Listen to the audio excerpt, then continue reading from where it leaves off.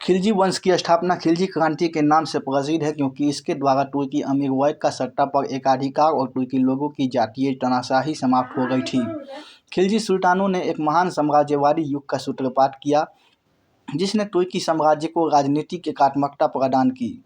इस प्रकार जलालुद्दीन फिरोज खिलजी का राज्यारोहण एक युग के अंत एवं मध्यकालीन भारत के राजनैतिक एवं सांस्कृतिक इतिहास में एक क्रांति का प्रतीक था। इस बूढ़े सुल्तान को अपने शासन के दूसरे ही वर्ष में बलबन के भतीजे मलिक छज्जू करा का जागीरदार के विद्रोह का सामना करना पड़ा। उसने विद्रोह तो दबा दिया, परंतु मलिक छज्जू को माफ कर दिया। जलालुद्दीन की नीतियों के कारण दरबार में षड्यंत्र होने लगे।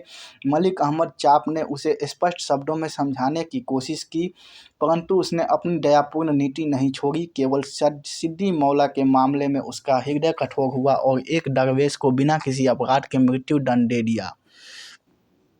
जलालुद्दीन ने किसी साम्राज्यवादी नीति का पालन तो नहीं किया, लेकिन रणथंबोर पर असफल आक्रमण किया। उसके समय में हलाकू ने आक्रमण किया था, तब उसने उसका सफलतापूर्वक मुकाबला किया था। उलगू ने इस्लाम को स्वीकार कर लिया साथ और दिल्ली के समीप अपने समर्थकों के साथ बस गया। इन नए मुसलमानों ने बाद में दिल्ली में खूब उपद्रव मचाया। यह शांति प्रिय शासक अपनी मौत नहीं मरा, बल्कि इसके महत्वाकांक्षी प्रिय भतीजे अली गुरसप, जो आगे चलकर अलाउद्दीन खिलजी के नाम से जाना गया, ने धोखे से 1296 ईस्वी में मार डाला। अलाउद्दीन खिलजी का लालन पालन जलालुद्दीन ने बड़े प्यार से किया था और अपनी पुत्री का विवाह उससे किया। सुल्तान बनते ही जलालुद्दीन ने उसे करा की जागीर दे दी और अलाउद्दीन के मन में महत्वाकांक्षा को जन्म लेने का अवसर दिया। चूँकि सास मलिक जहां उसके विरुद्ध षड्यंत्र कर रही थी, इसीलिए उसकी पत्नी ने दिल्ली से पृथक अपना राज्य स्थापित करने को प्रेरित किया। अलाउद्दीन ने 1292 ईस्वी में मालवा पर आक्रमण कर भिलसा पर अधिकार कर लिया, जिसके लिए पुरस्कार स्वरूप अवध की जागीर सुल्तान ने उसे दी। इसके पश्चात उसने देवगिरी के शासक राजचंद्र पर आक्रमण किया और अत्यधिक धन वहां से लूटने में सफल हुआ। अलाउद्दीन के इस सफल अभियान ने न केवल उसे अत्यधिक संपन्न बनाया, बल्कि उसका प्रभाव विंध्याचल पर्वत के दक्षिण में भी फैलाया। अलाउद्दीन इस प्राप्त संपत्ति में से कोई भी हिस्सा दिल्ली के सुल्तान को नहीं देना चाहता था। अब उसकी महत्वाकांक्षा दिल्ली को प्राप्त करने की हो गई थी, लेकिन बूढ़ा सुल्तान भतीजे के प्यार में अंधा हो चला था और बिना कोई आवश्यक सुरक्षा व्यवस्था किए नाव में बैठकर अपने भतीजे से करा मिलने चला गया।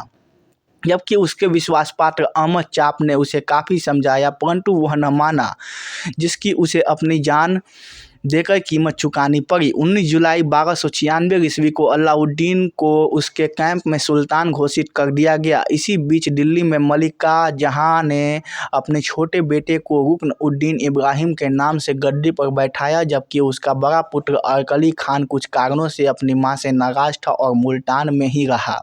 अलाउद्दीन ने अवसर का लाभ उठाया और तेज बारिश में दिल्ली पहुंचा। इब्राहिम ने दिल्ली में उसका मुकाबला किया, लेकिन दरबारी उसका साथ छोड़कर मुल्तान भाग गए और वहां पराजित हुआ।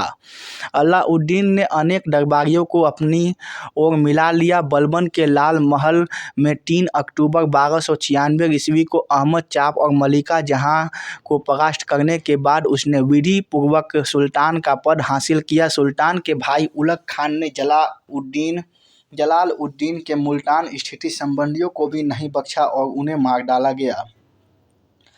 मलिका जहां और अहमद चाप को सख्त पहरे में दिल्ली में रखा गया। मंगोल नीति अलाउद्दीन खिलजी के शासन के प्रथम 4 वर्षों में मंगोलों ने 6 बार से अधिक सल्तनत पर आक्रमण किए।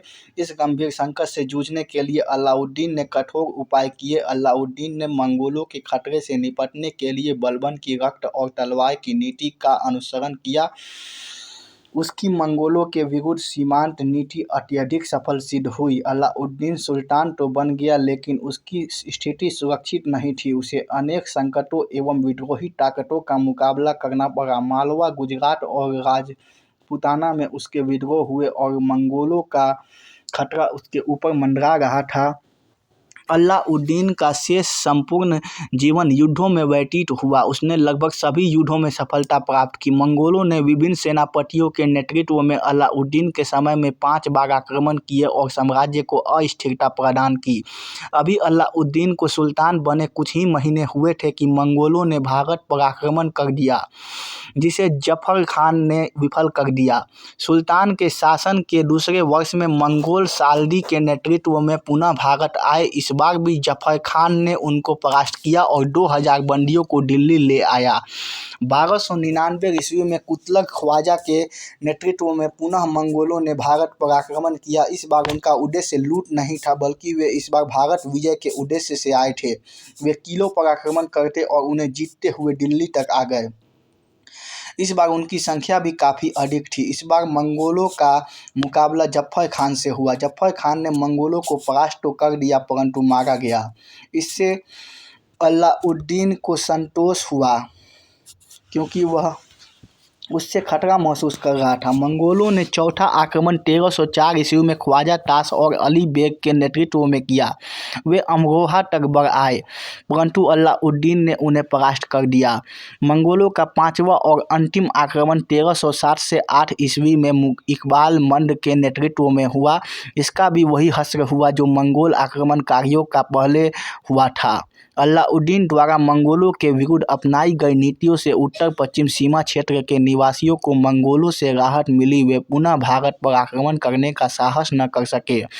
इसके साथ साथ दिल्ली सल्तनत ने भी मंगोलों की तरफ से चैन की सांस ली। मंगोलों से सीधे युद्ध करने के अतिरिक्त अलाउद्दीन ने सीमा पर बलबन की तरह सुरक्षा के अनेक प्रयास किए। उसने पुराने किलों की मरम्मत करवाई और नए किले बनवाए। सामन और दीपालपुर में गाजी मलिक गियासुद्दीन तुगलक के नेतृत्व में शाही सेना रखी, जो मंगोलों को आक्रमण करने से रोके। बाद में 1305 ईस्वी गाजी मलिक को पंजाब का सूबेदार नियुक्त किया और उसे सीमा की सुरक्षा की जिम्मेदारी सौंपी।